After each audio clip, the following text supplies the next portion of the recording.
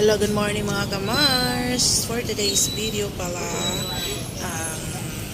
3:43 a.m. Dito pala kami sa palengke.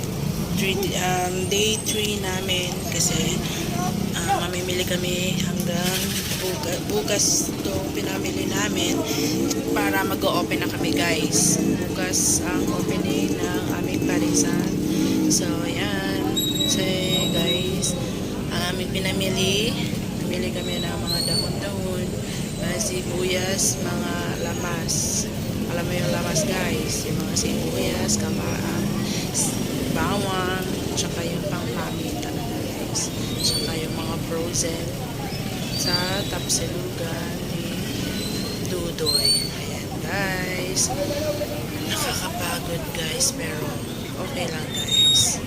Ayan, maraming salamat.